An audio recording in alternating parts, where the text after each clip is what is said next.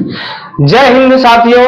तो स्वागत है आप सभी का आरएस क्लासेस में और हमारी अन्य शाखाओं के माध्यम से आपका तहे दिल से धन्यवाद है। और उम्मीद है कि हमारी शाखा या हमारी संस्था के माध्यम से जो भी आपको ज्ञान प्रोवाइड किया जाता है, जो भी आपके एग्जाम के हिसाब से प्रोवाइड किया जाता है, आपको अच्छा लगता होगा। और इसी के माध्यम से आप हमें कमेंट्स के माध्यम से ये बताएंगे कि टॉपिक्स आपको कैसा लगता है। आज हम चर्चा करेंगे क्लास 11th की, जहां पे हम रूसी क्रांति और समाजवाद के बारे में पढ़ेंगे कि क्या है इसके प्रश्न और क्या एग्जाम्स में पूछे जाते हैं। लगभग हर वर्ष झारखंड बोर्ड में इस प्रश्न को पूछा जाता है। आप सभी 9th क्लास के छात्र छात्राओं को कहेंगे कि आप अपने सहपाठी, अपने मित्रों को इस वीडियो को फॉरवर्ड करेंगे ताकि उनके आने वाले एग्जाम्स में आप उनकी सहायता कर सकेंगे और आप अपनी भी सहायता जरूर करेंगे। तो चलिए शुरुआत करते हैं। आपका पहला प्रश्न जिसमें लिखा गया है कि रूस में 1917 में क्रांति के समय शासक कौन था? तो उस समय रूस का जो शासक था उसका नाम था निकोलस द्वितीय।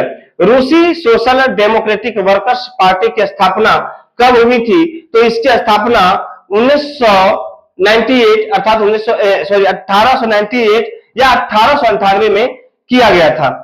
बोल्शेविक दल का प्रमुख नेता कौन था? तो बोल्शेविक दल का प्रमुख जो नेता था वह लेनिन था। अगला जो सवाल है हमारा कि 1905 की रूसी क्रांति का प्रमुख कारण क्या था?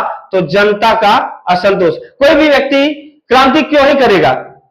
क्योंकि उसकी इच्छा अनुसार सरकार या राजतंत्र काम नहीं करती है, तो अपनी मांग को पूरा करवाने के लिए या समाज में एक नई पीढ़ी को, नई चीजों को जन्म देने के लिए वह क्रांति करते हैं। दूमा का अर्थ क्या था? तो दूमा का अर्थ था संसद। इसको ड्यूमा कहा जाता है ना। यहाँ पे हिंदी में थोड़ा सा टाइपिंग मिस्टेक हो सकता है, तो इसको क्या कहेंगे हम? ड्यूमा। अगला जो सवाल है, रूस की अधिकांश जनता का मुख्य व्यवसाय क्या था?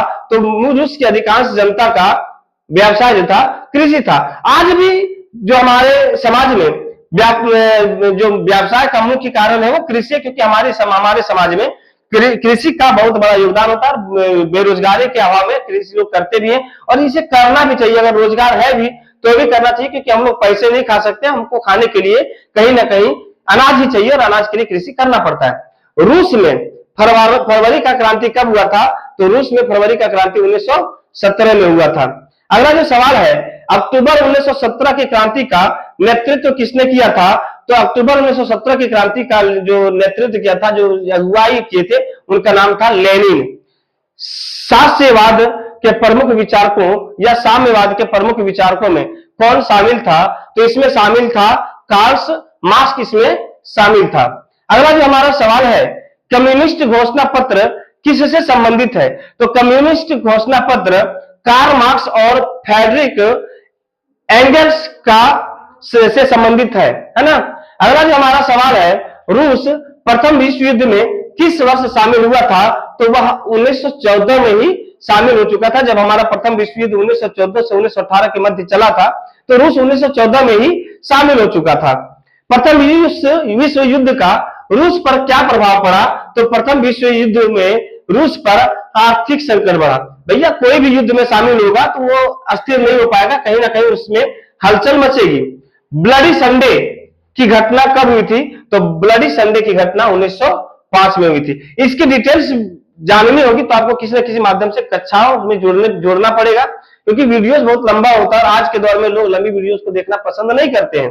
तो कोशिश करते हैं कि प्रश्न के उत्तरों के माध्यम से ही कुछ चीजों को आपको हम डिफाइन करके समझाने का प्रयास करते हैं। बोला क्या, रूस में राजशाही का अंत किस वर्ष हुआ था? तो रूस में राजशाही का अंत 1917 में समाप्त हो गया था। समाजवादी विचारधारा का मुख्य उद्देश्य क्या था? तो मुख्य उद्देश्य जो था वो सामाजिक और आर्थिक समानता का ही मुख्य उद्देश्य था। न्यू हार्मनी नामक सहकारी समुदाय का विचार किसने दिया था? तो रॉबर्ट ओवेन ने दिया था। रॉबर्ट ओवेन ने दिया था न्यू हार्मनी नामक सहकारी संस्था का या समुदाय का विचार दिया था। लुई ब्लॉक किस देश के समाजवादी विचारक थे? तो लुई ब्लॉक जो थे वो हमारे फ्रांस के समाजवादी विचारक थे। रूस में किसानों की प्रमुख मांग क्या थी? तो भूमि का अधिकार। अरे भैया किसान क्या ही चाहेगा, उसके लिए भूमि चाहिए। कृषि अगर करेगा तो उसके लिए सबसे ज्यादा क्या चाहिए? भूमि चाहिए। अगला जो सवाल है, अक्टूबर क्रांति के बाद सत्ता किसके हाथ में आ गई थी? तो अक्टूबर क्रांति के बाद बोल्शेविकों के हाथों में सत्ता आ चुकी थी। बोल्शेविकों ने अक्टूबर क्रांति के बाद क्या किया? तो बोल्शेविकों ने सबसे पहले बैंकों और उद्योगों का राष्ट्रीयकरण किया था। रूस में किसानों के धनी वर्ग को क्या कहा जाता था? तो रूस में धनी परिवारों को या धनी वर्ग को कूलक कहा जाता था।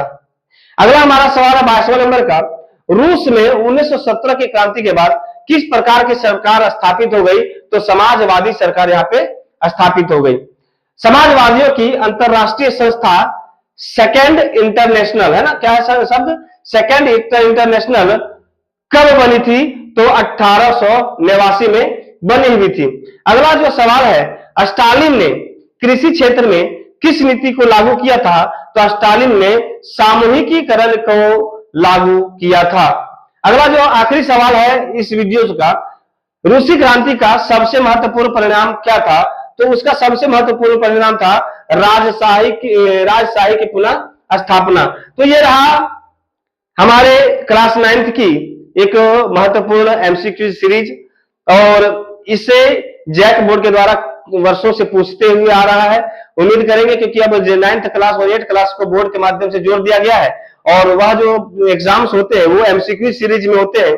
तो आपकी मदद के तौर पर हमने इस वीडियो को बनाया है, क्लास 9th के बच्चों का मदद हो सके। तो आपको यह वीडियो अगर अच्छा लगता है तो आप अपने क्लास 9th के सभी सहपाठियों को एक बार जरूर भेजेंगे, और अगर आप मेरे YouTube चैनल में है तो उसे सब्सक्राइब कर लेंगे, और अगर आप फेसबुक में हैं तो वहां से फॉलो कर लेंगे। अब हमने जो बोला था कि अगर आपको बीसी और एडी की वीडियोस चाहिए तो आप हमें कमेंट करेंगे, अगर आपको शताब्दी, सहस्राब्दी, कोटि, इन सभी विषयों को जानना है तो उसके लिए भी कमेंट करेंगे। आपको अगर धर्म के बारे में या कैलेंडर खास करके हिजरी संवत या अन्य संवतों के बारे में जानना है तो आप हमें कमेंट्स के माध्यम से बोलेंगे। और जो इसके बाद अगर किस चैप्टर का वीडियो चाहिए या किस चैप्टर का एमसीक्यू की सीरीज चाहिए तो आप हमें कमेंट करेंगे। हम कोशिश करेंगे, प्रयास करेंगे कि वह वीडियो आप तक पहुंचाई जाए और आपकी मदद हो सके। तब तक के लिए धन्यवाद।